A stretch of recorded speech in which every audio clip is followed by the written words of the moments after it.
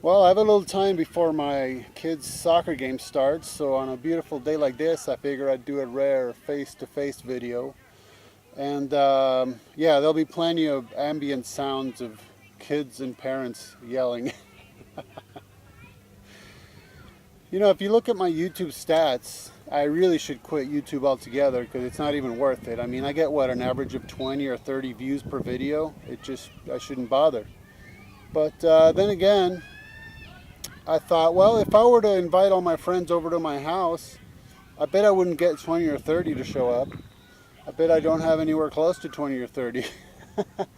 So I think that shows me that there appears to be a loyal bunch of followers, like a handful. And for that, I'm deeply appreciative, you know. I really am.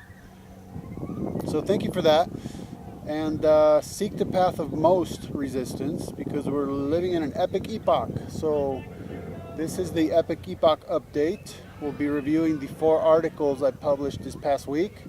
So let's get to them. The first one continues my series on abortion's arguments, where it's just that. I consider the many arguments that are made in favor of abortion, and that tells you something right there. Because if I want to do something that's good and decent and moral and right, then I don't have to invent arguments in favor of it, right? I don't have to make up arguments to give a homeless person food, do I? But so why do we need all these arguments in favor of abortion? And one of them is that you have no right to complain. That is, you have no right to be pro-life unless you're willing to help. On the surface, well, of course, this makes perfect sense, but it doesn't ultimately work out. I mean, what if you're a poverty-stricken person and you literally can't open up your home to a baby and you can't even donate money to the cause? Does that mean that you should not have an opinion on the matter? You should not complain about it? No, it doesn't work. And that's the same thing with every abortion argument. Is it only works on the surface, it only works in very limited circumstances at best. On the other hand, what if you're pro-abortion or you hide behind the term pro-life? Does that mean you should not be able to take that position unless you are willing to fund abortion or perform one yourself? I mean, doesn't it work both ways? All right, so there's that. Another article is called The Assumption of Mary's Assumption. And of course, it deals with the Catholic concept that Mary was assumed into heaven and goes over where her tomb was thought to have been. And I have been having a very long discussion with a Catholic about this issue. And he seems to be confused on particularly one issue, which is that the early church celebrated the feast of the Dormition of Mary, not the Assumption.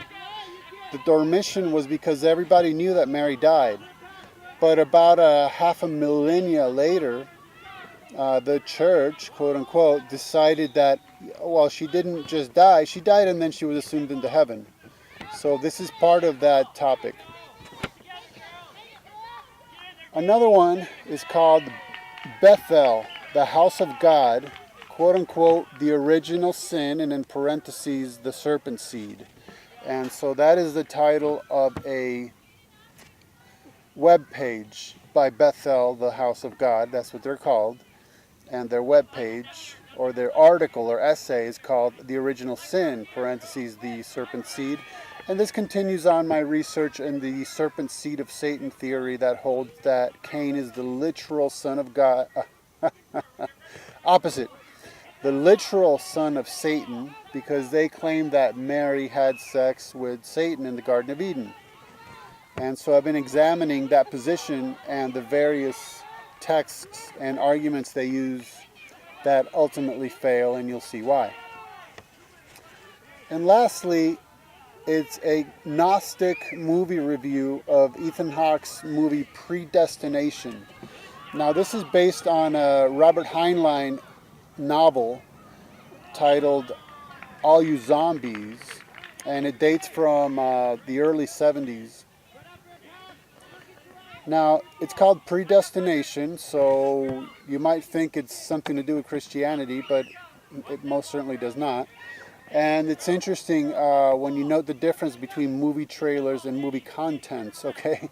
The movie trailer is about, this is a science fiction movie and it's about time travel, and isn't that cool? Well, it turns out that this movie is the ultimate, all right?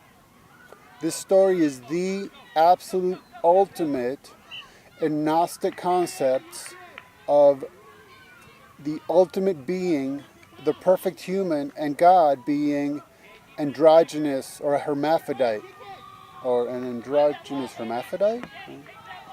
This is the absolute ultimate. Now, this is a very, very, very ancient concept, and it's, well, it is exactly where our culture is right now. Transgenderism, postgenderism, children being taught that they don't have to be a male or a female. They can choose to be whatever they want.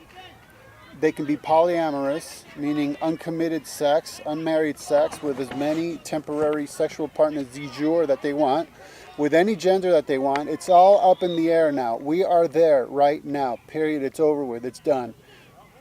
Now, this is one of those concepts that was deeply hidden in the occult, within secret societies and mystery religions for millennia, and is now just right out in the open. Right out in the open. And this is the ultimate, the absolute ultimate story, as far as I'm concerned, that touches upon this concept. So, there's the articles that I published this week. Check out the info section for the links. And I know it's a little annoying to hear people asking you to support them financially, but in my unique case, you can do so for free. Okay, you don't need to send me a single penny anywhere. All you have to do is open up my articles and maybe even subscribe to the Examiner site, because they pay me per traffic and per subscription. So that way you can financially support me for free. It's just that simple. So for you few and faithful viewers, I appreciate it very much. See you next time.